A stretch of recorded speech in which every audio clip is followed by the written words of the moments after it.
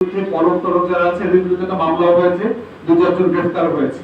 তাই এনআইডির তথ্য আছে বলেই এনআইডির উপর ভিত্তি করে ভোটার তালিকাটা হালনাগাদ করা যাবে সে বিষয়টা কিন্তু আমাদেরকে ভেবে দেখতে হবে। কারণ আমাদের ইতিমধ্যেই আমাদের নিরাপত্তা, আমাদের তথ্য উপাত্ত কম্প্রোমাইজড হয়ে গেছে। এই নিরাপত্তাটা নাই। আপনার তথ্য অলরেডি বিদেশে বিক্রি হয়ে গেছে, ভারতীয় কোম্পানি বিক্রি করে দিয়েছে। তো সেই জায়গাতে এইবারের ভোটার তালিকাটা হালনাগাদ করার কাজটা কিন্তু অনেক জটিল এবং কম্প্রিহেন্সিভ জায়গা। এরপরে সমস্যাটা হচ্ছে আমার আদমশুমারিটা একটা ফেক আদমশুমারি করেছে। আপনারা দেখেছেন ঢাকা মহানগরীর জনসংখ্যা বাড়া কমা ভোটার টোটাল এবং কোনো কিছুর সাথে কোনো কিছু মিলছে না। আপনি আমাদের স্কুল এনরোলমেন্টে কত ছেলে মেয়ে যাচ্ছে, স্কুলে ভর্তি হচ্ছে, কত ছেলে মেয়ে মেট্রিক ইন্টার পাস করে, কত বাচ্চাকে টিকা দেওয়া হচ্ছে, কতজন ভোটার এবং আদমশুমারিতে আমাদের মোট জনসংখ্যা কত, খাদ্য উৎপাদন কত হচ্ছে আর ঘাটতি কত, এর প্রত্যেকটা সংখ্যা যদি যোগ করেন আপনি দেখবেন কোটার সাথে কোটা মিলছে না। অতএব এটা একটা বানোয়াট আদমশুমারি হয়েছে, যাচ্ছে তাই হয়েছে।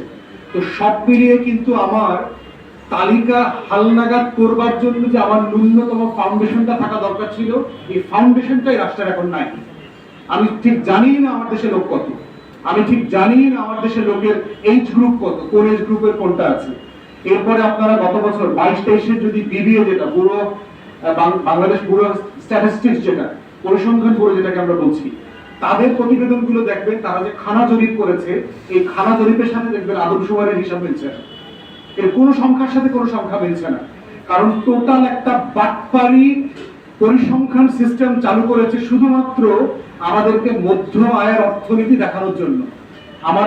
আমার গড় আয় বেড়েছে, আমার ইকোনমির সাইজ এত বড়, সো আমি অনেক বড় লোক হয়ে গেছি, আমার এখন আর ঋণ লাগবে না, সাহায্য লাগবে না, আমরা এখন মধ্যম আয়ের দেশ। তো সেই জায়গাতে ভোটার তালিকাটা হালনাগাদ করা একটা বড় চ্যালেঞ্জ। নির্বাচন কমিশন বলছে যে আমরা শুরু করলেও 26 মার্চ পর্যন্ত লেগে যেতে পারে। তো সেক্ষেত্রে আমরা দেখতে পাচ্ছি এবং চিফ অ্যাডভাইজারের যে প্রেস সেক্রেটারি তিনি বলেছেন জুন জুলাইয়ের ভিতরে নির্বাচন হতে পারে 26-এ। তো নির্বাচন কমিশনের বক্তব্য, প্রেস সেক্রেটারির বক্তব্য এবং চিফ অ্যাডভাইজারের বক্তব্য মোটা দাগে কাছাকাছি জায়গাতে আমরা আছি। আমরা বুঝতে পারছি যে এই প্রসেস চলমান হয়ে গেলে পরে এই দিন তারিখটা আমরা আরো একটু অ্যাসিওর হতে পারবো।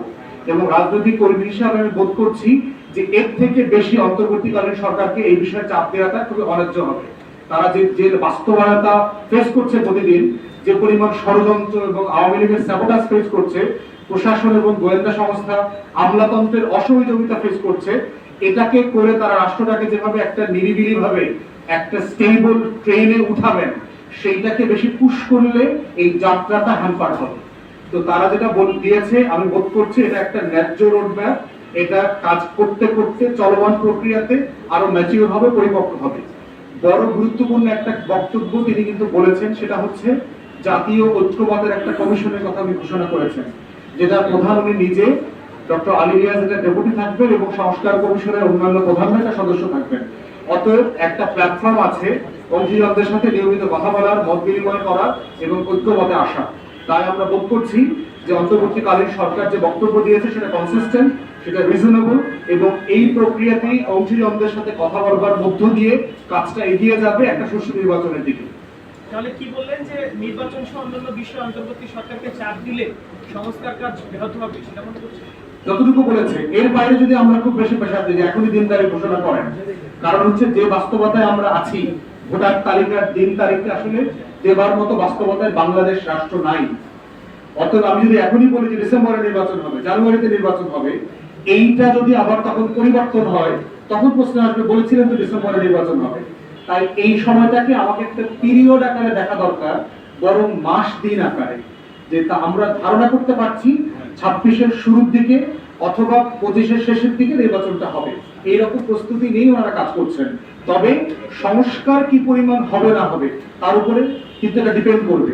যদি অন্তর্বর্তীকালীন সরকার বোধ করে যে সবাই বোধ করছে যে আরো কিছু সংস্কার দরকার, সংস্কার করবে। যদি অংশীদাররা সবাই একমত হয়, এটাতে আমি কোনো সমস্যা দেখতে পাচ্ছি না। ঐক্যমতের কমিশনের কাজই হচ্ছে অংশীদারদের সাথে কথা বলে এইটা একটা কনসেনসাস বেসড মতৈক্যের ভিত্তিতে আলোচনা করে এটা করা, যেন এখানে কোনো গ্যাপ তৈরি না হয়। তো এর থেকে বেশি রোডম্যাপ দেওয়া আসলে কোনো সরকারের পক্ষে প্র্যাকটিক্যালি সম্ভব না। যে বাস্তবতা এই সরকার আছে, এটা কোনো গণতান্ত্রিক ভাবে ইলেক্টেড গভর্নমেন্ট না, 5 বছরের জন্য এসছে, ডিসেম্বরে মেয়াদ শেষ হয়ে যাচ্ছে, এই বাস্তবতা তারা আসলে নাই। আর ফুয়াদ ভাই আপনারা আজকে একটা প্রোগ্রাম